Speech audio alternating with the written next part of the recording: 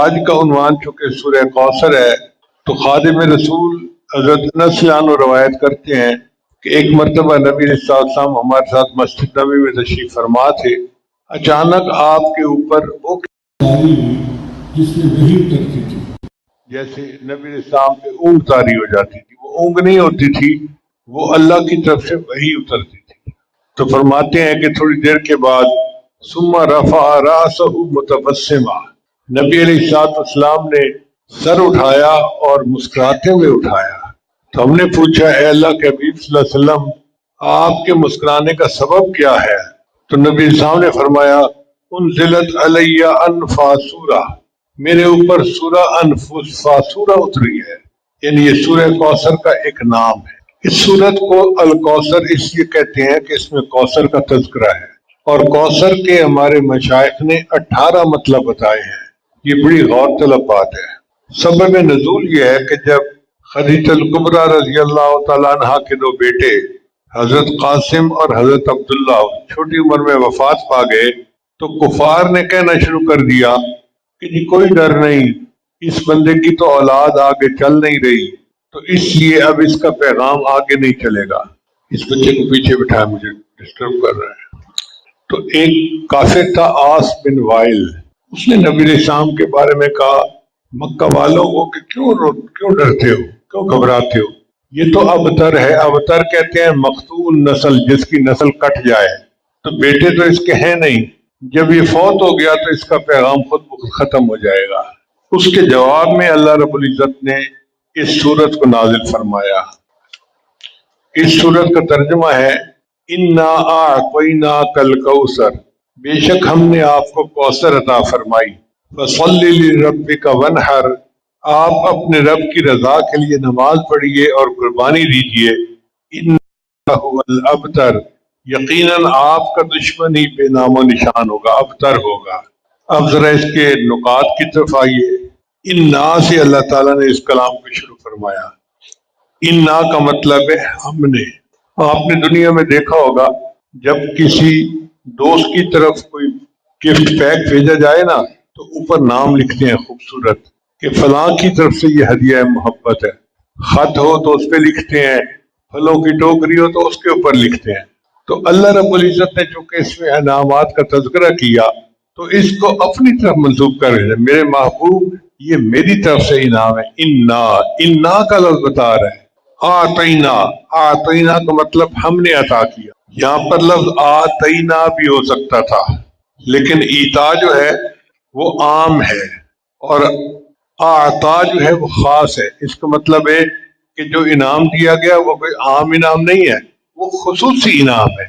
انا اعطیناک، آگے کاف لایا گیا آپ کو، یہاں پر کم نہیں کہا کہ تمہیں، اس لیے کہ اس انعام میں کوئی دوسرا نبی اسلام کے ساتھ شریک نہیں ہے. یہ کسی کے ذہن میں بھی نہ آئے کہ اس انعام میں اور بھی کوئی شریک ہے. یہ خاص انعام نبی علیہ السلام کے لیے ہے. انا اعطیناک، جب انعام کی باری ہوتی ہے نا تو دینے والے کو دیکھا جاتا ہے. دینے والا جتنا بڑا ہوتا ہے انعام اتنا ہی بڑا. جی مجھے فلاں نے انعام دیا تھا. تو جب انعام دینے والا اللہ رب العزت ہے تو پھر انعام کی عظمت بہت بڑھ گئی. اللہ فرماتے ہیں انا اعطیناک الکوثر، اے محبوب بے شک ہم نے آپ کو کوثر عطا فرمائی. یہ لفظ کوثر کا مطلب ہوتا ہے کثیر چیز عطا فرمائی، کثرت والی. مگر مفسرین نے اس کے 18 مطلب بیان کیے ہیں. یہ یاد کرنے والی بات ہے. کوثر کے کتنے مطلب بیان ہوئے ہیں؟ 18. ایک مطلب تو یہ کہ اس سے مراد نہر فی الجنہ، جنت کی ایک نہر ہے جو نبی علیہ السلام کو معراج میں دکھائی گئی تھی. فَإِذَا طِيبُهُ مِسْكُ أَزْفَرَ، اس کے پانی کی خوشبو مشک جیسی ہوگی. جیسے مہک ہوتی ہے نا، ایک انسان کوکا کولا پیتا ہے تو اس کی ایک سمیل ہوتی ہے، جوس پیتا ہے تو اس کی اپنی ایک سمیل ہوتی ہے.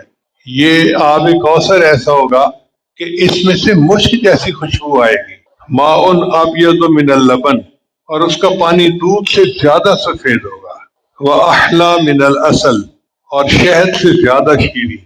سبحان اللہ، اتنا سفید، اتنا شیریں اور اتنا صاف اور اتنا خوشبودار. اس کے قریب جو آپ خورے ہیں وہ سونے اور چاندی کے ہیں. جیسے ہوتے ہیں نا واٹر کولر کے پاس گلاس پڑے ہوتے ہیں، تو اللہ تعالیٰ نے جو گلاس بنائے وہ سونے اور چاندی کے گلاس بنائے. سبحان اللہ. اللہ تعالیٰ کے کیا انعامات ہیں کہ ایسی سبیل دی کہ جو سونے اور چاندی کے گلاسوں والی تھی. اس نہر کو دیکھنے کے بعد نبی علیہ السلام نے حضرت جبریل علیہ السلام سے پوچھا کہ جبرائیل یہ کیا ہے؟ تو انہوں نے کہا ھذا الکوثر الذی اعطاک ربک، یہ وہ کوثر ہے جو آپ کے رب نے آپ کو عطا کر دی. دوسرا اس کا معنی ہے حوض کوثر، وہ حوض کوثر جو محشر میں ہوگا. نہر کوثر جنت سے نکلتی ہے مگر حوض کوثر محشر کے دن ہوگا. حدیث پاک میں آتا ہے کہ جنت سے دو پر نالے آتے ہیں، ایک پر نالا سونے کا، ایک پر نالا چاندی کا. جیسے دو پائپ لائن آ رہی ہوتی ہے نا تو پانی کولر میں جا رہا ہوتا ہے، تو جنت کے جو حوض ہوگا اس کی دو پائپ لائنیں ہوگی، ایک سونے کی ہوگی ایک چاندی کی ہوگی. اس پر نبی صاحب نے فرمایا کہ میری امت کے ساتھ قیامت کے دن ملاقات ہوگی. نبی صاحب نے فرمایا ان موعدکم الحوض، میرے وعدے کی جگہ حوض ہے. وانی لانظر الیہ، اور میں اس کے اس طرح دیکھ رہا ہوں، وانا فی مقامی ھذا، کہ جیسے میں آنکھوں سے قریب کھڑا دیکھ رہا ہوں. ومنبری علی حوضی، اور میرا ممبر حوض کے اوپر ہوگا. یعنی نبی علیہ السلام جیسے کرسی پہ کوئی بندہ بیٹھا ہوتا ہے تو اس سبیل کے پاس کرسی پر اللہ کے حبیب صلی اللہ علیہ وسلم تشریف فرما ہوں گے. پھر اس کے برتن آسمان کے ستاروں کی تعداد سے بھی زیادہ ہوں گے، اس لیے کہ نبی علیہ السلام کی امت سب سے زیادہ. تو ایسے لگتا ہے کہ وہ ڈسپوزیبل چیزیں نہیں ہوں گی. اللہ تعالیٰ بس ہر بندے کو الگ جو ہے وہ برتن میں حوض کوثر پلائیں گے. زوایا ہو سواؤ، اس کے چاروں طرف برابر ہوگی. اس کا مطلب یہ کہ حوض کوثر چوکور ہوگا، چاروں طرف برابر ہوگی. من یشرب منہا فلا یظمأ ابدا، جو ایک مرتبہ اس کا مشروب پی لے گا پھر اس کے بعد اس کو کبھی پیاس نہیں لگے گی، سیراب ہو جائے گا. تفسیر قرطبی میں لکھا ہے کہ حوض کوثر کے چاروں کونوں پر نبی علیہ السلام کے چاروں خلفاء موجود ہوں. ایک کونے پر سیدنا صدیق اکبر لانو، ایک پہ حضرت عمر لانو، ایک پہ سیدنا عثمان غنی لانو، اور ایک پہ سیدنا علی رضی اللہ تعالیٰ. اور تفسیر قرطبی میں انہوں نے یہ بھی لکھا ہے کہ جو بندہ ان میں سے کسی ایک کے بارے میں دل میں بغض رکھتا ہوگا وہ اس کو حوض کوثر کا پانی نہیں پلائیں گے، اور جب ایک پلانے سے انکار کر دیں گے تو سب انکار کر دیں گے. اب کتنے خوش نصیب ہوں گے جن کو حضرت علی لانو پلائیں، جن کو حضرت عثمان غنی لانو پلائیں، جن کو حضرت عمر لانو پلائیں، اور جن کو صدیق اکبر لانو خود پلائیں. اور تفسیر میں لکھا ہے کہ بعض ایسے بھی خوش نصیب ہوں گے جن کو اللہ کے محبوب صلی خود اپنے ہاتھوں سے حوض کوثر پلائیں گے. کوثر کا تیسرا معنی ہے انہو رفعت الذکر، کہ اللہ تعالیٰ نے اپنے محبوب کے ذکر کو بلند کیا. چنانچہ کافر کہتے تھے کہ نبی علیہ السلام کی جب وفات ہوگی تو ان کا کوئی نام و نشان نہیں رہے گا. اللہ نے فرمایا میرے محبوب میں آپ کے ذکر کو بلند کر دوں. آپ اس کی بھی تفصیل سن لیجئے کہ ایک مرتبہ جبریل علیہ السلام نبی علیہ السلام کی خدمت میں حاضر آئے. اے اللہ کے حبیب صلی اللہ علیہ وسلم، اللہ تعالیٰ آپ سے پوچھتے ہیں کہ میں آپ کا ذکر کس طرح سے بلند کروں. تو نبی علیہ السلام نے جواب میں فرمایا اللہ اعلم، یہ تو اللہ ہی بہتر جانتا ہے. تو اللہ نے جواب دیا میرے محبوب میں آپ کا ذکر اس طرح بلند کروں گا کہ جب میرا ذکر ہوگا وہیں پہ تیرا ذکر ہوگا، جہاں ذکر خدا ہوگا وہیں پہ ذکر مصطفیٰ ہو. اللہ نے اپنے محبوب صلی اللہ علیہ وسلم کو کیا اونچا مقام عطا فرمایا کہ جہاں ذکر خدا ہوگا وہیں پہ ذکر مصطفیٰ ہوگا. چنانچہ کلمہ طیبہ میں دیکھیں اللہ کے نام کے ساتھ نبی علیہ السلام کا نام، نماز میں دیکھیں اللہ کے نام کے ساتھ نبی علیہ السلام کا نام، تشہد میں دیکھیں اللہ کے نام کے ساتھ نبی علیہ السلام، خطبہ میں دیکھیں، اذان میں دیکھیں اللہ کے نام کے ساتھ نبی علیہ السلام کا نام نامی آتا ہے. نبی علیہ السلام کا تذکرہ اللہ نے تورات، انجیل اور زبور میں بھی کیا، پہلی آسمانی کتابوں میں بھی. چنانچہ اللہ تعالیٰ فرماتے ہیں الذی یجدونہ مکتوبا عندہم فی التوراۃ والانجیل. چنانچہ ایک صحابی کہتے ہیں کہ میں نے عرض کیا اللہ کے نبی صلی اللہ علیہ وسلم، نہیں، ایک اور صحابی سے پوچھا کہ مجھے بتائیے کہ نبی علیہ السلام کا تذکرہ تورات انجیل میں کیسے تھا؟ تو انہوں نے فرمایا کہ نبی علیہ السلام کے مختلف نام تھے. ایک نام تھا حفظ الامیین، ان پڑھوں کی پناہ گاہ. چونکہ امت ان پڑھ تھی تو نبی علیہ السلام ان پڑھوں کی پناہ گاہ تھے. ایک جگہ فرمایا انت عبدی و رسولی، اے میرے محبوب آپ میرے بندے ہیں اور میرے رسول ہیں. سمیتک المتوکل، میں نے آپ کا نام متوکل رکھ دیا. یہ تورات اور انجیل میں نبی علیہ السلام کے بارے میں اللہ تعالیٰ کی طرف سے خوشخبریاں ہیں. نہ وہ تو شروع ہوں گے، نہ وہ سخت دل ہوں گے، نہ بازاروں میں شور کرنے والے، نہ برائی کا جواب برائی سے دینے والے، بلکہ معاف کرنے والے اور بخش دینے والے ہوں گے. اور اللہ ان کی روح کو اس وقت تک قبض نہیں کرے گا جب تک کہ اپنے ہاتھوں سے ٹیڑھی ملت کو سیدھا نہ کر لیں اور وہ لا الہ الا اللہ نہ پکارنے لگے. یعنی جب تک سب لوگ لا الہ الا اللہ پر جمع نہیں ہو جائیں گے، اللہ ان کو اس وقت تک دنیا سے نہیں اٹھائے گا. جب تک آپ کے کلمے کی وجہ سے اللہ تعالیٰ اندھی آنکھوں کو بینا، بہرے کانوں کو اور غافل دلوں کے پردوں کو کھول نہیں دے گا. یہ بخاری شریف کی روایت ہے. چوتھا معنی اس کا ہے وہ مقام المحمود و شفاعت الکبریٰ، کہ کوثر سے مراد مقام محمود اور شفاعت کبریٰ ہے. یہ وہ مخصوص مقام ہے جو قیامت کے دن اللہ اپنے پیارے حبیب صلی اللہ علیہ وسلم کو عطا فرمائیں گے، آپ کے علاوہ کسی اور کو نہیں ملے گا. حدیث مبارکہ میں ہے کہ قیامت کے دن اولین اور آخرین سب جمع ہوں گے، اور وہ دن 50,000 سال کا ہوگا، اور سورج بہت گرم ہوگا. ہر بندہ اپنے گناہ کے مطابق پسینے میں ڈوبا ہوا ہوگا، اور پسینہ اتنا زیادہ گرم ہوگا کہ جیسے پانی میں کوئی چیز ابل رہی ہوتی ہے. اب آپ اندازہ لگائیے اتنی گرمی میں بندے کا تھوڑی دیر کھڑے ہونا مشکل ہوگا. ہر بندہ چاہے گا کہ ہمیں عرش کا سایہ مل جائے، ہمارا حساب شروع ہو، ہم اس مصیبت سے نجات پائیں. تو انبیاء کرام حضرت آدم علیہ السلام سے کہیں گے کہ آپ انبیاء کے جد امجد ہیں، آپ اللہ سے سفارش کریں. وہ کہیں گے نہیں، میں نہیں کر سکتا، میں اللہ سے ڈرتا ہوں. چنانچہ حضرت نوح علیہ السلام کے پاس آئیں گے، وہ بھی کہہ دیں گے جی نہیں، میں اللہ سے ڈرتا ہوں، میں اللہ کے سامنے بات نہیں کرتا، کیونکہ اللہ بڑے جلال میں ہوں گے.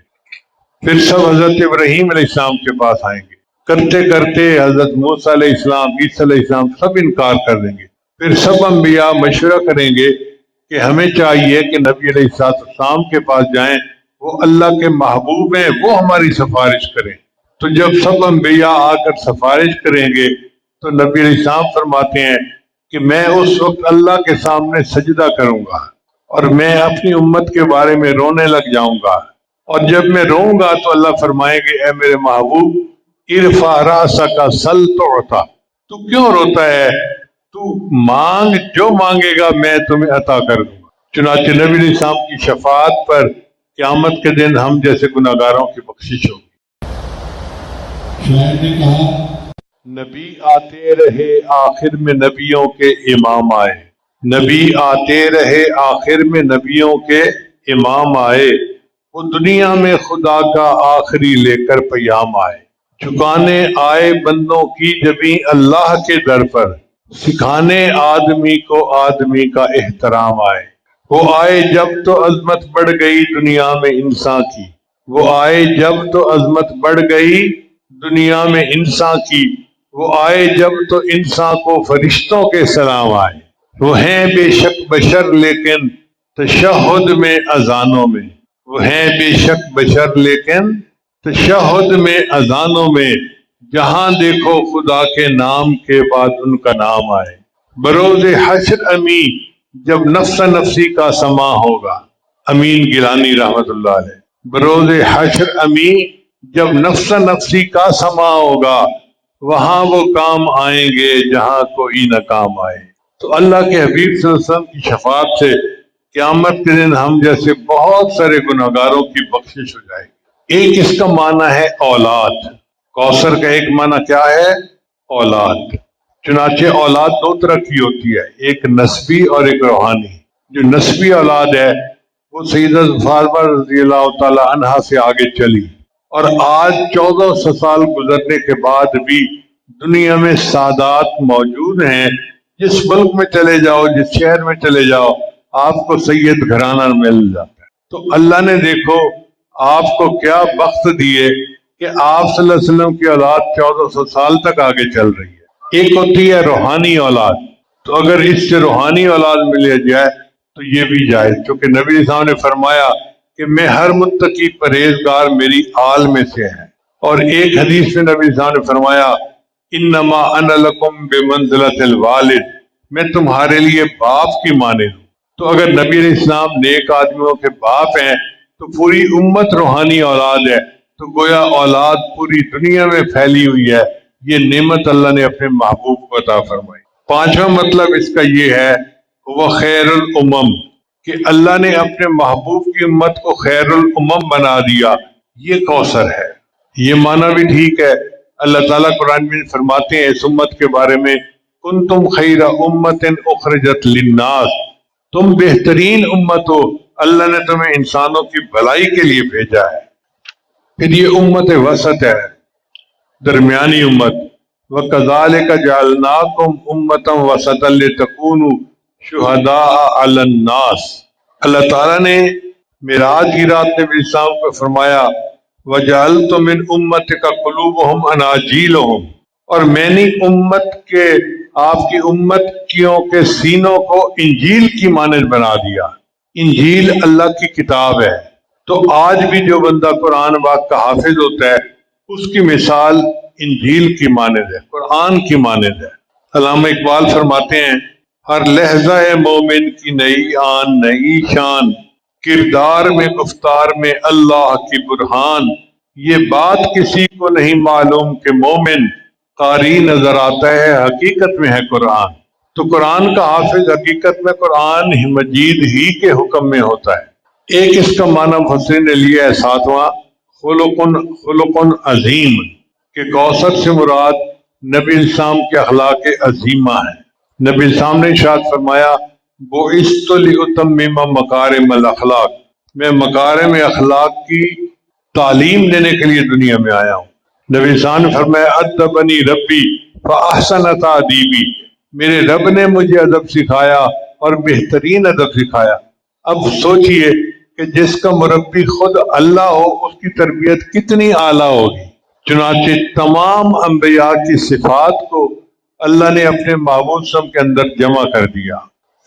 آدم علیہ السلام کی انابت، نوح علیہ السلام کی استقامت، ادریس علیہ السلام کی ہدایت، شیس علیہ السلام کی کرامت، ابراہیم علیہ السلام کی خلت، اسماعیل علیہ السلام کی اطاعت، یعقوب علیہ السلام کا حسن، اسحاق علیہ السلام کی بشاشت، موسیٰ علیہ السلام کی وجاہت، ہارون علیہ السلام کی سادگی، زکریا علیہ السلام کی یقین، اور نبی اور یحییٰ علیہ السلام کی حکمت، یوسف علیہ السلام کا حسن، یونس علیہ السلام کا غم، ایوب علیہ السلام کا صبر، داؤد علیہ السلام کی قوت، سلیمان علیہ السلام کا تدبر، اور لوط علیہ السلام کی شرافت، ان تمام کو اللہ نے اپنے محبوب میں جمع فرما دیا۔ چنانچہ ہمارے سلسلہ کے بزرگ مولانا جامی نقشبندی رحمت اللہ علیہ نے شعر کہا حسن یوسف دم عیسیٰ ید بیضا داری، حسن یوسف دم عیسیٰ ید بیضا داری، آنچ خوباں ہم دارن تو تنہا داری۔ اے محبوب، یوسف علیہ السلام کا حسن اور یوسف علیہ السلام کی پھونک اور موسیٰ علیہ السلام کا ید بیضا، ان تمام حسینوں کے پاس جو معجزات تھے آپ اکیلے کے پاس یہ سب معجزات موجود ہیں۔ بعض مفسرین نے کوثر سے نبی علیہ السلام کے معجزات مراد لیے ہیں۔ چنانچہ علامہ ابن حجر عسقلانی نے نبی علیہ السلام کے معجزات کی تعداد کا ذکر کرتے ہوئے فرمایا ہے کہ ان کی تعداد 1000 سے زیادہ ہے۔ امام نووی رحمۃ اللہ علیہ نے صحیح مسلم کے مقدمہ میں ذکر فرمایا کہ نبی علیہ السلام کے معجزات کی تعداد 1200 سے زیادہ ہے۔ امام بہقی رحمۃ اللہ نے المدخل میں فرمایا ہے آپ کے معجزات 1000 تک ہیں۔ اور علامہ زاہدی حنفی رحمۃ اللہ علیہ وہ فرماتے ہیں کہ نبی علیہ السلام کے معجزات 1000 ہی ہیں، اور یہ بھی کہا کہ 3000 تک ان کی تعداد ہے۔ اگر نبی علیہ السلام کے معجزات کو تقسیم کیا جائے تو اس کی 10 قسمیں بنتی ہیں۔ کتنے قسمیں بنتی ہیں؟ 10 قسمتیں۔ پہلے معجزات ہیں افلاکی معجزات، تو نبی علیہ السلام کے انگلی کے اشارے سے چاند دو ٹکڑے ہو گیا، یہ افلاکی معجزہ تھا جو رونما ہوا۔ پھر دوسرا ہے جماداتی معجزہ۔ جمادات کہتے ہیں پہاڑ، پتھر، زمین۔ چنانچہ پتھر تھے جو نبی علیہ السلام کو سلام کیا کرتے تھے۔ نبی السلام نے فرمایا میں مکہ مکرمہ میں ایسے پتھر کو جانتا ہوں جو میری بعثت سے پہلے مجھے سلام کیا کرتا تھا، اور میں اس پتھر کو اب بھی جانتا ہوں۔ داماد رسول حضرت علی رضی اللہ تعالیٰ عنہ بیان فرماتے ہیں کہ ایک مرتبہ میں نبی علیہ السلام کے ہمراہ تھا، ہم دونوں مکہ مکرمہ کے نواح میں چلے گئے تو میں نے دیکھا کہ جو پہاڑ اور درخت سامنے آتا اللہ کے رسول صلی اللہ علیہ وسلم کو نہایت ادب سے سلام پیش کرتا۔ پھر تیسرا ہے نباتاتی معجزات، درختوں کا معجزہ، جیسے ایک کھجور کا تنا تھا مسجد نبی میں جو نبی علیہ السلام کی جدائی میں رو پڑا تھا۔ پھر چوتھا ہے حیواناتی معجزات، جانوروں کے معجزات۔ چنانچہ ایک اونٹ نے نبی علیہ السلام کی خدمت میں آ کے اپنے مالک کی شکایت کی تھی۔ کمزور گھوڑا تھا، اس کو نبی علیہ السلام کا پیغام ملا تو اس نے تیز بھاگنا شروع کر دیا۔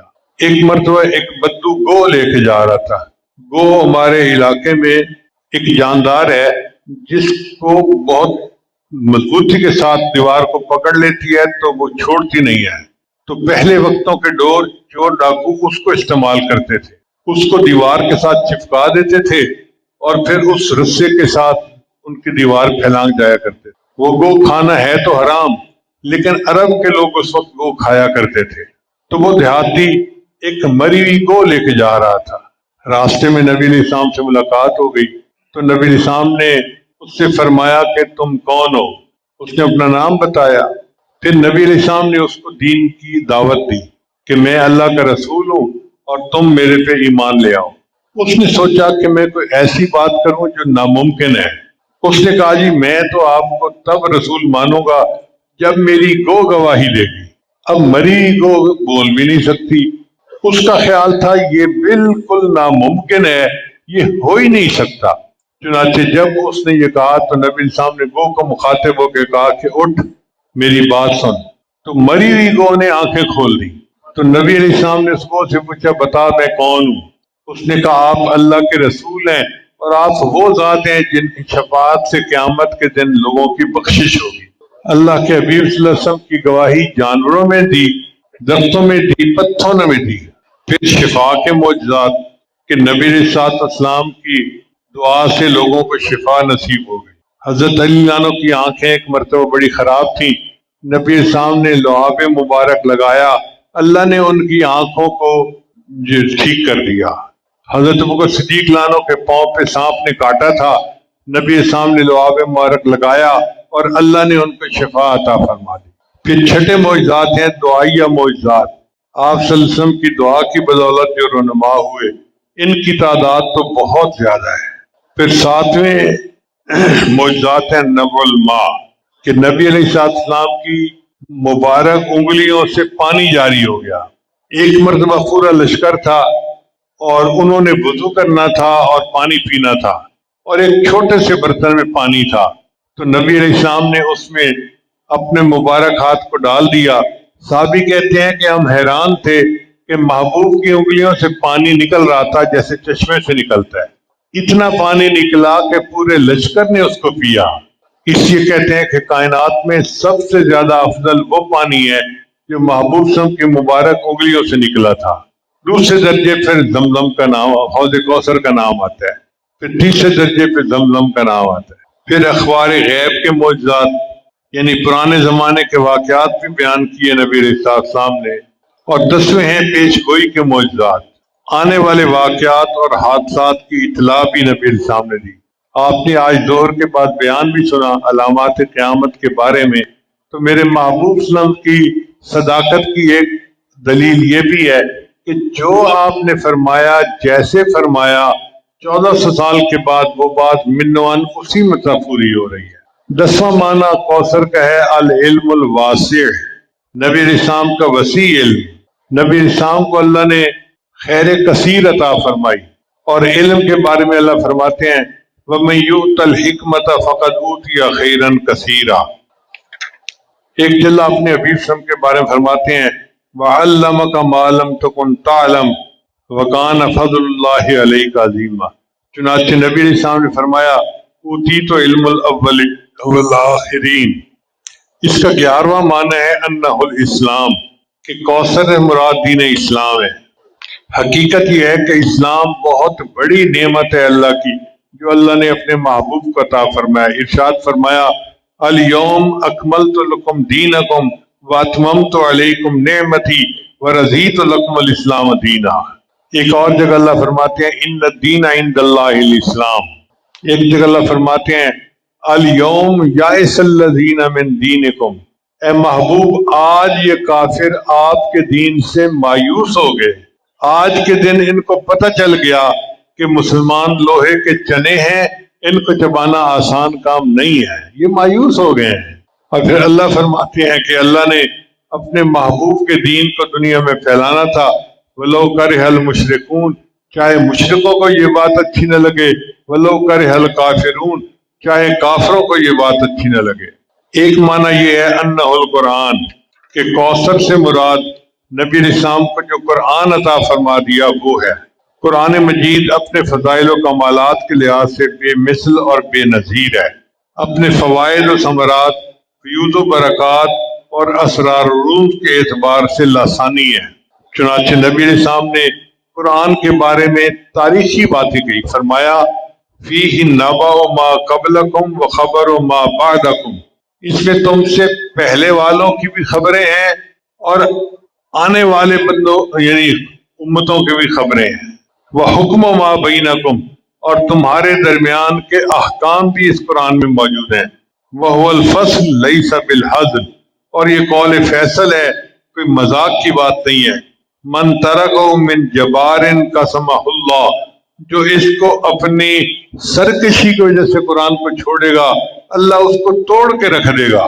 وَمَنِ ابْتَغَى الْهُدَى مِنْ غَيْرِهِ أَضَلَّهُ اللَّهُ، اور جو قرآن کے علاوہ کسی اور سے ہدایت طلب کرے گا اللہ اس کو گمراہ کر دے گا۔ هو حبل اللہ المتین، یہ اللہ تعالیٰ کی مضبوط رسی ہے۔ وَهُوَ الذِّكْرُ الْحَكِيمُ، اور یہ ذکر حکیم ہے۔ وَهُوَ الصِّرَاطُ الْمُسْتَقِيمُ، اور یہ سیدھا راستہ ہے۔ ہم جو سیدھا راستہ اختیار کرنے کی دعائیں کرتے ہیں نا، وہ یہ ہے کہ ہم قرآن پاک کے ساتھ نتھی ہو جائیں۔ جو قرآن پاک کے ساتھ نتھی ہو گیا تو اس نے گویا سیدھے راستے کو پا لیا۔ هو الذی لا تضیع بالاہواء، اس کی وجہ سے خواہشات ادھر ادھر نہیں بھٹک پاتی۔ ولا تلتبس بہ الالسنہ، اور نہ زبانیں اس کی وجہ سے لڑکھڑاتی ہیں۔ ولا یشبع منہ العلماء، اور علماء کا اس سے جی بھرتا ہی نہیں ہے۔ قرآن مجید ایسی کتاب ہے، ایک دفعہ نہیں، دو دفعہ نہیں، ہزاروں دفعہ پڑھو، یہ نہیں ہوتا جی ہم پڑھ چکے ہیں اب اس میں کوئی انٹرسٹ نہیں رہا۔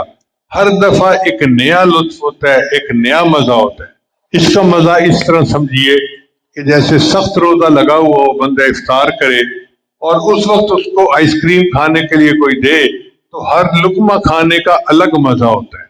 تو جس طرح آئس کریم کی ہر لقمہ کھانے کا مزہ الگ ہے، قرآن مجید کی ہر آیت کے پڑھنے کا مزہ جدا ہے۔ اس کو پڑھتے جائیے اور اللہ کی کتاب کے پڑھنے کے مزے لیتے جائیے۔ علماء کتنا ہی پڑھیں ان کو اس سے آسودگی نہیں ہوتی، یعنی بوریت نہیں ہوتی۔ کوئی کتنا ہی قرآن پاک پڑھے، اس کو دنیا کی عام کتاب ہو نا، ایک دفعہ پڑھو تو ٹھیک، دوسری دفعہ پڑھنے کو دل نہیں کرتا، تیسری مرتبہ تو ہاتھ لگانے کو دل نہیں کرتا، چوتھی مرتبہ کہتا ہے بندہ یار میرے سامنے نام ہی نہ لو، تو دو تین دفعہ کتاب پڑھ کے بندہ کہتا ہے نام ہی نہ لو۔ اور یہ قرآن مجید ہے کہ لوگ ساری زندگی اس کو پڑھتے رہتے ہیں۔ شیخ رضی صاحب کے ایک بیان میں آپ نے سنا کہ ایک بزرگ نے اپنی زندگی میں 18,000 مرتبہ قرآن پاک پڑھا اور ان کو قرآن پاک سے سیرابی نہیں ہوئی۔ اس لیے قرآن پاک کبھی بے مزہ اور پرانا نہیں ہوتا، اس کی انوکھی باتیں ختم نہیں ہوتی، اور وہ قرآن جسے سن کر جن بھی خاموش نہ رہ سکے بلکہ پکار اٹھے کہ ہم نے ایک عجیب کلام سنا ہے جو بھلائی کا راستہ دکھاتا ہے، تو ہم اس پر ایمان لے آئے۔ جو اس کے مطابق بولے گا، اس کے مطابق عمل کرے گا، اسے اجر و ثواب دیا جائے گا، اور جس نے اس کے مطابق فیصلہ کیا اس نے انصاف کیا، اور جس نے اس کی طرف بلایا اس نے سیدھے راستے کی ہدایت دی۔ اور ایک معنی اس کا یہ ہے اولیاء کرام، اس امت کے اولیاء کرام ہیں کوثر سے مراد۔ چنانچہ کافر تو یہ سمجھتے تھے کہ نبی علیہ الصلوۃ والسلام کی وفات کے بعد آپ کا نشان مٹ جائے گا۔ اللہ رب العزت نے آپ کو ایسے جانشین عطا کیے، ایسے نائب عطا کیے، آج 1400 سال گزرنے کے بعد بھی نبی علیہ الصلوۃ والسلام کا زندہ ہے اور انہوں نے اپنے گلشن سجا رکھے۔ اس لیے جیسے نبی علیہ الصلوۃ والسلام کی ذات بہت اعلیٰ ہے، اللہ نے اس امت کے اولیاء کی شان بھی ایسے اعلیٰ بنا دی۔ نبی السلام نے فرمایا العلماء ورثۃ الانبیاء، علماء انبیاء کے وارث ہوتے ہیں۔ چنانچہ امت کے جو فقہاء تھے، محدثین تھے، واقعی ان کا درجہ اللہ نے بنی اسرائیل کے علماء جیسا لکھا ہے۔ بس فرق یہ ہے کہ ان انبیاء کے پاس نبوت کا تاج تھا، ان کے پاس وہ تاج نہیں ہوگا، ورنہ قدر و منزلت میں یہ اس کے ساتھ ہوں گے۔ حدیث مبارکہ میں آتا ہے قیامت دن انبیاء کی صفیں بنے گی، جہاں ختم ہوں گے وہاں پہ اس امت کے علماء کو اللہ بٹھا دیں گے، یعنی جس لائن میں انبیاء بیٹھے ہوں گے اسی میں علماء ہوں گے، مگر ان کے سر پہ نبوت کا تاج نہیں ہوگا۔ 13واں مطلب اس کا یہ ہے ان الکوثر النبوہ، کہ نبوت کامل جو اللہ نے اپنے محبوب کو عطا فرمائی، کوثر سے مراد وہ ہے۔ نبی علیہ السلام صرف نبی ہی نہیں تھے، خاتم النبیین تھے، آپ نبیوں کے بھی امام تھے، نبیوں کے بھی نبی تھے۔ چنانچہ اللہ نے قرآن مجید میں اپنے نبیوں سے وعدہ لیا کہ اے میرے انبیاء، اگر تمہارے سامنے وہ رسول آئے جو تمہاری تصدیق کرے تو کیا تم اس پر ایمان لاؤ گے اور اس کی مدد کرو گے؟ وَإِذَا أَخَذَ اللَّهُ مِيثَاقَ النَّبِيِّينَ، اللہ نے انبیاء سے یہ عہد لیا، لَمَا آتَيْتُكُم مِّن كِتَابٍ وَحِكْمَةٍ ثُمَّ جَاءَكُمْ رَسُولٌ مُصَدِّقٌ لِّمَا مَعَكُمْ لَتُؤْمِنُنَّ بِهِ وَلَتَنصُرُنَّهُ قَالَ أَأَقْرَرْتُمْ، اللہ نے پوچھا میرے انبیاء کیا تم سب نے اس کا اقرار کر دیا؟ وَأَخَذْتُمْ عَلَىٰ ذَلِكُمْ إِصْرِي، اور اس پر جو ہے میرے ساتھ وعدہ پکا کر لیا۔ قَالُوا أَقْرَرْنَا، انہوں نے کہا ہم نے اقرار کیا۔ قَالَ فَاشْهَدُوا، اللہ نے فرمایا پھر گواہ رہو۔ وَأَنَا مَعَكُمْ مِنَ الشَّاهِدِينَ، اور میں بھی تمہارے ساتھ گواہ ہوں۔ تو نبی علیہ السلام کو اللہ نے جو خاتم النبیین کا رتبہ دیا وہ کوثر میں شامل ہے۔ 14واں مطلب ہے کہ کوثر سے مراد وہ اعلیٰ مقام قرب ہے جس کے اوپر کوئی مقام کسی بندے کے لیے ممکن ہی نہیں ہے۔ بعض نے 15واں مطلب امام جعفر رحمۃ اللہ فرماتے ہیں کہ آپ کے قلب منور کے نور کو اللہ نے کوثر فرمایا۔ جس قلب کا نور پوری امت میں تقسیم ہو رہا ہے، آپ اندازہ لگائیے اس قلب کے اندر کتنا نور ہوگا، وہ کتنا منور قلب ہوگا، اس کو کوثر کہا گیا۔ 17واں یہ کہ سورہ کوثر سے مراد یہی سورہ کوثر ہی ہے۔ سورہ کوثر کی 3 آیات ہیں، انا اعطیناک الکوثر فصلی لربک وانحر ان شانئک ھو الابتر۔ یہ قرآن مجید کی سب سے چھوٹی سورت ہے۔ جب یہ سورت اتری تو مکہ کے کافر نے سوچا کہ بڑے اچھے اشعار ہیں اور ایک شعر کی کمی ہے، اگر چوتھا شعر فٹ ہو جائے نا تو پھر ہم کہیں گے دیکھو جی ہم نے تمہارے مقابلے کا قرآن بنا دیا۔ چنانچہ مکہ مکرمہ کا ایک شاعر تھا جو غاروں میں رہتا تھا، تنہائی میں وقت گزارتا تھا، یعنی غالب اور میر تقی میر جیسا کوئی شاعر تھا، الگ زندگی گزارتا تھا۔ وہ اس کے پاس گیا اور اس کو جا کے کہا کہ یہ 3 فقرے تو میں نے بنا دیے، چوتھا فقرہ میں نے نہیں بنایا، وہ تو بنا دے۔ اس نے وعدہ کر لیا۔ اب وہ کئی دن سوچتا رہا کہ چوتھا فقرہ کون سا بناؤں جو فٹ ہو جائے۔ 1 ہفتے کا اس نے وعدہ کیا تھا اور وہ کافر بڑا خوش تھا کہ میں 1 ہفتے کے بعد آؤں گا اور مسلمانوں کے پیغمبر کو بتاؤں گا کہ دیکھو تمہارے کلام کے ساتھ جیسا میں نے بھی کلام بنا لیا۔ چنانچہ 1 ہفتے کے بعد وہ اس سے جواب لے کے آیا تو فقرہ کیا فٹ ہوا تھا، انا اعطیناک الکوثر فصلی لربک وانحر ان شانئک ھو الابتر ما ھذا کلام البشر، یہ کسی بشر کا کلام نہیں ہے۔ 18ویں تفسیر یہ ہے انہ الخیر الکثیر۔ چنانچہ ابن عباس رحمۃ اللہ علیہ رضی اللہ عنہ فرماتے ہیں کہ یہ تفسیر تمام تفاسیر پر مشتمل ہے۔ چنانچہ صاحب روح المعانی علامہ آیوسی اسی آیت کے تحت فرماتے ہیں کہ سب سے راجح قول یہ ہے کہ نبی علیہ السلام پر جو نعمتیں ظاہرہ تھیں یا باطنہ تھیں وہ کوثر کے اندر شامل ہے۔ جو نعمتیں آپ کو دنیا میں حاصل تھیں یا آخرت میں نصیب ہوں گی سب کی سب کوثر میں شامل ہوں گی۔ وہ علوم و معارف جو اللہ نے آپ کو دنیا میں دیے اور وہ جو فیض اللہ آپ کو آخرت میں عطا فرمائیں گے وہ سب کوثر میں شامل ہیں۔ تو یہ کوثر کے 18 مختلف مطلب تھے۔ اللہ فرماتے ہیں انا اعطیناک الکوثر، آگے فرمایا فصل لربک وانحر، اپنے رب کے لیے نماز پڑھیے اور قربانی دیجیے۔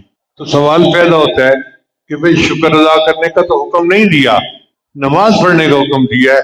تو مفسرین نے کہا کہ نماز پڑھنا خود شکر ادا کرنے کا ایک طریقہ ہے۔ اللہ قرآن میں فرماتے ہیں وَلِلَّهَ فَاعْبُدْ وَكُن مِّنَ الشَّاكِرِينَ، اپنے اللہ کی عبادت کیجیے اور شکر ادا کرنے والوں سے بن جائیے۔ تو گویا یہ شکر ہی ہے جو نبی علیہ السلام بدنی اعتبار سے، ایک ہوتا ہے لسانی شکر، ایک ہوتا ہے بدنی شکر، اور پھر آگے فرمایا وانحر، قربانی دیجیے۔ تو ان کا مطلب یہ ہے کہ بدنی عبادت پہ کیجیے، مالی عبادت پہ کیجیے۔ چنانچہ جب کسی بندے پر انعامات ہوں، جب کسی بندے پر اللہ کی خاص مہربانیاں ہوں، اس کو چاہیے کہ وہ مالی طور پہ بھی شکر ادا کرے، جسمانی طور پر بھی شکر ادا کرے۔ نہر کہتے ہیں جانور کو ذبح کرنا، اونٹ کو ذبح کرنے کا نام نہر ہے۔ اس سے مراد جانور کی قربانی ہے، اونٹ کی ہو یا بکری گائے کی ہو۔ تو یہ فلاح کے 2 اصول ہیں اللہ نے قرآن مجید میں بتا دیے کہ بندہ نماز پڑھے اور قربانی دے۔ اس کا نتیجہ کیا ہوگا؟ ان نشانیہ هو الابتر، تیرا دشمن یقیناً مقتون نسل ہوگا، ابتر ہوگا۔ چنانچہ جن کافروں نے نبی علیہ السلام کو تانے دیے، آج نہ ان کی نسلوں کا پتہ نہ ان کے نام و نشان کا پتہ، اور اللہ نے اپنے حبیب کا تذکرہ بھی باقی رکھا ہوا ہے اور جو انعامات عطا کیے ان کو بھی باقی رکھا ہوا ہے۔ تاریخ میں مختلف انبیاء تشریف لائے، ان کی قوموں نے ان کے اوپر اعتراضات کیے، تو اللہ نے ان انبیاء کی زبانی قوم کو جواب دکھایا ہے۔ مثلا حضرت نوح علیہ السلام کو ان کی قوم نے کہا تھا انا لنراک فی ضلال مبین، ہم تو آپ کو سری گمراہی میں دیکھتے ہیں۔ تو اللہ نے اپنے نوح علیہ السلام کی زبانی جواب دلوایا یا قوم لیس بی ضلالہ، اے قوم میں گمراہ نہیں ہوں۔ قوم اعتراض کر رہی ہے، نبی علیہ السلام خود جواب دے رہے ہیں۔ حضرت ہود علیہ السلام کو قوم نے کہا کہ ان لراک فی صفاحہ، ہم تو تمہیں کم عقل دیکھتے ہیں، پاگل دیکھتے ہیں۔ تو نوح علیہ السلام نے جواب دیا یا قوم لیس بی صفاحہ، اے میری قوم میں کم عقل نہیں ہوں۔ حضرت موسیٰ علیہ السلام کو فرعون ملعون نے کہا تھا انی لأظنک یا فرعون مسحورا، اے موسیٰ میں تو تجھے سحر زدہ دیکھتا ہوں۔ تو موسیٰ علیہ السلام نے اس مردود کے تان کا جواب دیتے ہوئے فرمایا انی لأظنک یا فرعون مسحورا، اے فرعون میں تجھے ہلاکت میں مبتلا دیکھتا ہوں۔ تو اندازہ کیجئے کہ ہر نبی پر ان کی امت نے اعتراضات کیے، اللہ نے اس نبی کی زبان سے جواب دلوایا۔ لیکن جب اس امت کی باری آئی اور امت کے کچھ کافروں نے نبی علیہ السلام پر اعتراض کیا، انہوں نے نبی علیہ السلام کو مجنون کہہ دیا، اللہ نے اپنے محبوب سے اس کا جواب نہیں دلوایا، خود جواب دیا۔ فرمایا نون والقلم وما یسطرون ما انت بنعمت ربک بمجنون، اے میرے محبوب آپ تو بالکل ہی مجنون نہیں ہے، وَإِنَّكَ لَعَلَىٰ خُلُقٍ عَظِيمٍ، آپ تو اخلاق کے بڑے اونچے مرتبے پر فائز ہیں۔ اور پھر ولید بن مغیرہ جس نے یہ لفظ کہا تھا، اللہ نے قرآن مجید میں اس کو ایک کے بدلے 10 گالیاں دی۔ فرمایا وَلَا تُطِعْ كُلَّ حَلَّافٍ مَّهِینٍ ہَمَّازٍ مَّشَّاءٍ بِنَمِیمٍ مَّنَّاعٍ لِّلْخَیرِ مُعْتَدٍ أَثِیمٍ عُتُلٍّ بَعْدَ ذَلِکَ زَنِیمٍ، اے میرے محبوب اس کی بات مت مانیے جو قسمیں کھانے والا، بے قدر، تانے دے، چغلی کھاتا پھرے، بھلے کام سے روکے، حد سے بڑا ہوا، بڑا گناہگار، اجڑ، اور ان سب کے پیچھے بڑا بدنام۔ ایک کے بدلے اللہ نے اس کو 10 سنائی۔ یہاں شاہ عبدالعزیز رحمۃ اللہ نے تفسیر عزیزی میں ایک نقطہ لکھا ہے، وہ فرماتے ہیں ایک کلمہ گستاخی کا اگر کسی نے نبی علیہ السلام کے بارے میں بولا، اللہ نے جواب میں اس کے 10 عیب گنوا دیے۔ اس سے پتہ چلتا ہے کہ نبی علیہ السلام کی گستاخی کی سزا 10 گناہ ہیں، تو پھر نبی علیہ السلام کی تعریف کی بدلہ بھی 10 گنا ہونا چاہیے۔ چنانچہ نبی علیہ السلام نے فرمایا، من صلی علیہ واحدۃ صلی اللہ علیہ عشرہ، جو مجھ پر ایک دفعہ درود بھیجے گا اللہ اس کے اوپر 10 رحمتیں نازل فرمائے گا۔ یہ سورہ کوثر کی تفسیر تھی جو آج ہم نے پڑھی۔ اب اس کے فوائد بھی سن لیجئے۔ خواب میں نبی علیہ السلام کی زیارت کے لیے جمعہ کی رات کو سونے سے پہلے باوضو ہو کر سورہ کوثر کو 100 دفعہ پڑھے اور 100 مرتبہ درود شریف پڑھے اور باوضو ہی سو جائے تو نبی علیہ السلام کی زیارت نصیب ہوتی۔ بہت سارے لوگوں کو شوق ہوتا ہے کہ نبی علیہ السلام کی زیارت نہیں ہوئی، تو جمعرات کو 100 مرتبہ سورہ کوثر پڑھے اور 100 مرتبہ درود شریف ساتھ پڑھے، اللہ تعالیٰ زیارت عطا فرمائیں گے۔ جو آدمی سورۃ الکوثر کو لکھ کر اپنے گلے میں باندھے تو وہ امن میں رہے گا۔ تنہائی میں 300 بار پڑھنے سے اللہ اس کو دشمنوں پر غلبہ عطا فرمائیں گے۔ ایک اور اس کا خوبی سنیے، اگر کوئی شخص اولاد سے محروم ہے تو روزانہ 101 دفعہ سورۃ الکوثر بسم اللہ کے ساتھ پڑھے، انشاءاللہ اس کو اولاد کی نعمت عطا فرمائیں گے۔ جس شخص کی اولاد زندہ نہ رہتی ہو، اگر وہ اس سورت کو 700 دفعہ صبح کی نماز کے بعد 41 روز تک پڑھے، انشاءاللہ اس کی اولاد زندہ رہے گی۔ اگر کوئی خواب میں دیکھے کہ میں سورہ کوثر پڑھ رہا ہوں تو تعبیر یہ ہے کہ مال اور نعمت اللہ اس کو عطا فرمائے۔ حضرت خواجہ فرید الدین عطار رحمۃ اللہ پند نامہ میں شعر لکھتے ہیں، ہمارا درگزار، اے بادشاہ میرے گناہوں کو معاف کر دے، ما گناہ گاریم تو امرزگار، میں گناہ گار ہوں اور تو بڑا رحم کرنے والا ہے۔ تو نکوکاری و ما برکردائیم، اللہ تو اچھا ہے اور میں بہت ہی برا ہوں، جرم بے پایاں و بے حد کردائیم، میں نے بے حد اور بے پناہ جرم کیے ہیں۔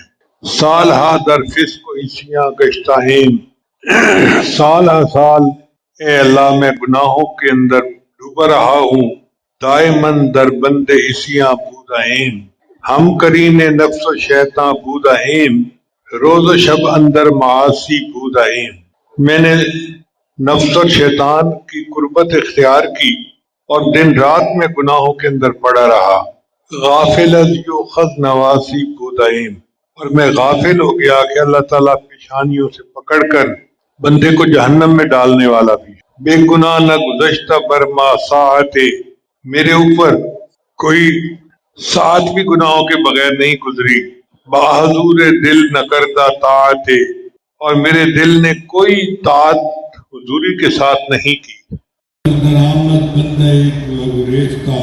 اے اللہ یہ ٹوٹا ہوا بندہ اب آپ کے دربار پہ حاضر ہے، آپ روی خود بحیثیاں ریختہ، میرے مولا مغفرت دارت امید از لطف تو، مغفرت فرما اپنے مہربانی کے ساتھ، ذاں کے خود فرمود اے لا تقنطو، اس لیے کہ تو نے خود کہا ہے کہ میرے بندوں مجھ سے مایوس نہ ہونا۔ بنی اسرائیل کا ایک نوجوان تھا جو بہت گناہ گار تھا، اس کا واقعہ سن کے میں بات مکمل کرتا ہوں۔ وہب ابن منبہ رحمۃ اللہ علیہ فرماتے ہیں، کانا فی زمن موسیٰ علیہ السلام شاب، موسیٰ علیہ السلام کے زمانے میں ایک نوجوان تھا، آتن بڑا سرکش تھا، مصرف علی نفسہ ہی اپنے نفس پہ بڑا ظلم کرتا تھا، وہ اتنا برا تھا کہ بستی کے لوگ اس سے تنگ آ گئے تھے اور انہوں نے فیصلہ کر لیا تھا اب ہم نے اس کو بستی میں رہنے نہیں دینا۔ اب آپ بتائیے کتنا بڑا گناہ گار ہوگا کہ بستی کے لوگوں نے متفقہ طور پہ فیصلہ کیا کہ اس کو ہم نے بستی سے نکال دینا ہے۔ چنانچہ اس نے پھر گناہ کا ارتکاب کیا تو پھر بستی والوں نے مل کے اس کو مارا اور ذلیل اور رسوا کر کے بستی سے دھکے دے کے نکال دیا۔ فَأَخْرَجُوهُ مِن بَيْنِهِمْ لِسُوءِ فِعْلِهِ، ساری بستی والوں نے اس کے برے کاموں کی وجہ سے اسے نکال دیا۔ فَحَضَرَتْهُ الْوَفَاةُ فِي خَرْبَةٍ عَلَى بَابِ الْبَلَدِ، اس زمانے میں شہروں کے گرد فصیلیں ہوتی تھی جیسے ہمارے ادارے کے گرد دیوار ہے اور اس کے دروازے ہوتے تھے۔ جب انہوں نے دروازے سے دھکا دیا تو دروازے کے سامنے ویرانہ تھا جہاں چند درخت تھے، وہ ویرانے میں جا کر بیٹھ گیا۔ اللہ کی شان دیکھیں کہ اس ویرانے میں اس کو موت آ گئی۔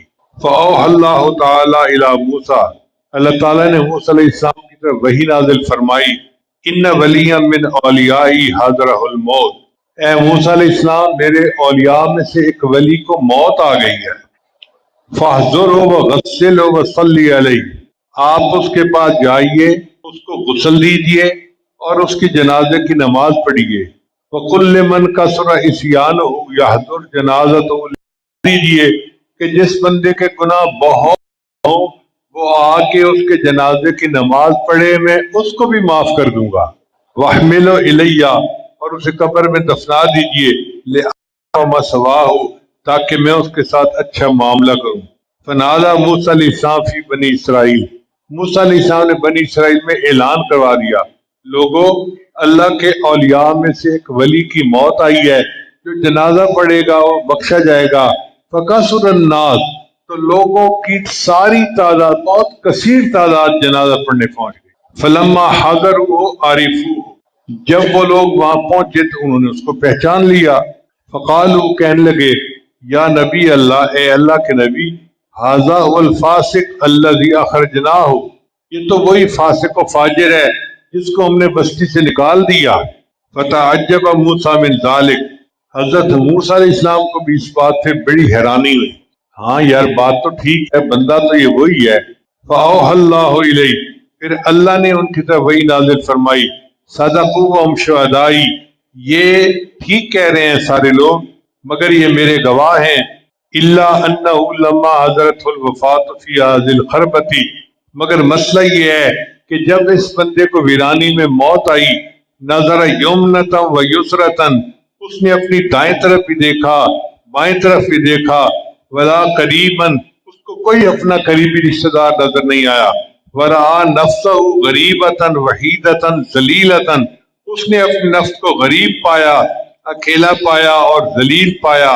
فرفع بصرہ الیہ، اس نے اپنی آنکھیں آسمان کی طرف لگائیں اور مجھے کہا، الہی عبد من عبادک، اللہ تیرے بندوں میں سے ایک بندہ ہوں، غریب فی بلادک، میں اپنے شہر سے نکالا گیا ہوں، لو علمت ان عذابی یزید فی ملکک، اگر میں جان لیتا کہ مجھے عذاب دینے میں تیرے ملک میں اضافہ ہوگا تو میں تجھ سے مغفرت نہ مانتا، اور اگر معاف کرنے سے تیرے ملک میں کمی ہو جاتی، اور اگر معاف کرنے سے تیرے ملک میں کمی ہو جاتی، لما سالتک المغفرہ، اے اللہ میں تجھ سے مغفرت نہ کرتا، ولیس لی ملجا ولا رجاء الا الیہ، اور میری تو کوئی جائے پناہ اور امیدگار تیرے سوا ہے ہی نہیں۔ اور میں نے تو یہ بھی سنا ہے کہ آپ نے کہا ہے انی انا الغفور الرحیم، میں بڑا ہی غفور اور بڑا ہی بخشنے والا ہوں۔ فلا تخب رجائی، اللہ میری امیدوں کو نہ توڑنا۔ اے موسیٰ علیہ السلام، افکان یحسن بی ان اردہ، کیا مجھے یہ بات اچھی لگتی ہے، زیب دیتی ہے کہ وہ مردود کیا گیا ہوا بندہ ہے اور وہ مجھ سے اس طرح سے دعائیں مانگ رہے ہے۔ وقد توسل الی بی وتضرع بین یدی، اور اس نے مجھے میری رحمت کا واسطہ دیا اور میرے سامنے گڑ گڑایا۔ فبعزتی، مجھے اپنی عزت کی قسم، اللہ تعالیٰ اپنی عزت کی قسم کھا کے فرماتے ہیں، مجھے اپنی عزت کی قسم، لو سالنی فی المذنبین من الارض للارض جمیعا، اگر یہ بندہ اس وقت مجھ سے پوری دنیا کے گناہگاروں کی بخشش کا سوال کرتا، لوہبتہم لہ لذل غربتہ، تو میں اس کی اس عاجزی کی وجہ سے پوری دنیا کے گناہگاروں کی بخشش کر دیتا۔ اللہ کی رحمت جب جوش میں آتی ہے تو اس کے لیے ہمارے گناہوں کو معاف کرنا کوئی مشکل کام نہیں۔ اللہ فرماتے ہیں، یا موسیٰ، اے موسیٰ علیہ السلام، انا کاف الغریب، میں پردیسی کی پناہ گاہ ہوں، وحبیبہ، اور میں ہی اس کا دوست ہوں، وطبیبہ، اور میں ہی اس کا طبیب ہوں، وراحمہ، اور جس پر کوئی رحم کرنے والا نہیں میں اس پہ رحم کرنے والا ہوں۔ جب اللہ کی صفت ایسی ہے کہ وہ اتنے گناہگار کو ولیوں کا مقام دیتا ہے اور اعلان کرتا ہے کہ جو جنازہ پڑے گا اس کی بھی بخشش کر دی جائے گی، تو ہم بھی تو گناہگار ہیں، ہم آج اللہ سے اس کی رحمت کا سوال کریں۔ کیا بعید ہے کہ آج کی اس مجلس میں سے پہلے اللہ ہمارے گناہوں کی بھی بخشش فرمائے۔ یہ 27 مبارک کی رات ہے، عین ممکن ہے کہ یہ للیلۃ القدر کی رات ہو اور آج فیصلے ہونے والے ہوں، لہذا اللہ تعالیٰ سے خوب آہوزاری کے ساتھ دعا کیجئے اور اللہ سے اللہ کو مانگ لیجئے۔ میں تیرے سامنے جھک رہا ہوں خدا، میں تیرے سامنے، میں تیرے سامنے، میں تیرے سامنے جھک رہا ہوں خدا، میرا کوئی نہیں اللہ تیرے سوا، میں تیرے سامنے، میں تیرے سامنے، میں گنہگار ہوں،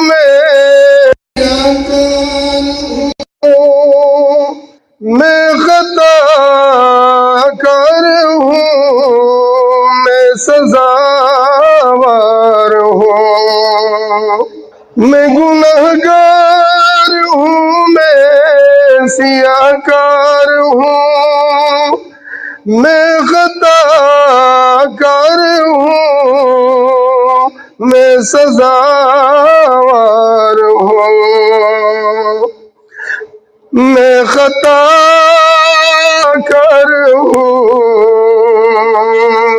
میں سزاوار ہوں، میرے سجدوں میں تیری ہی حمد و ثنا، میرے سجدوں میں تیری ہی حمد و ثنا، میرا کوئی نہیں اللہ تیرے سوا، میں تیرے سامنے، میں تیرے سامنے، میری توبہ ہے توبہ اے میرے الہ، مجھ گناہگار کو تو نہ دینا سزا، میری توبہ ہے توبہ اے میرے الہ،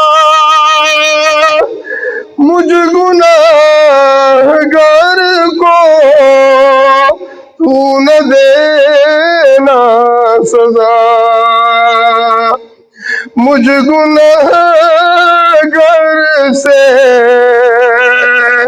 تو نہ ہونا خفا، میری آہوں کو سن، میری آہوں کو سن، لے حاجت روا، میری آہوں کو سن، لے حاجت روا، میرا کوئی نہیں اللہ تیرے سوا، میں تیرے سامنے، میں تیرے سامنے،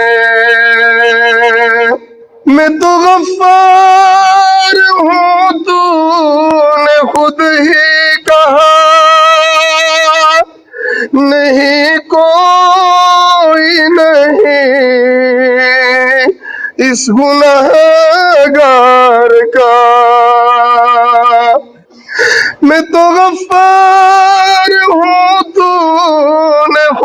ही कहा, नहीं कोई नहीं इस गुनाहगार को बख्श दूंगा मैं तुझको, ये है वादा तेरा, बख्श देगा हमें, बख्श देगा हमें, ये है वादा तेरा, मैं तेरे साथ तेरे बंदे तेरे दर पे आए हैं रब, तेरे आगे ही सर को झुकाए हैं अब, तेरे बंदे तेरे घर में आए हैं रब, तेरे आगे ही सर को झुकाए हैं अब, आज कर दे आता, आज कर दे आता इनको अपनी रजा, आज कर दे आता हमको अपनी रजा, मेरा कोई नहीं अल्लाह तेरे सिवा, मैं तेरे सामने, मैं तेरे सामने, मैं तेरे सामने झुक रहा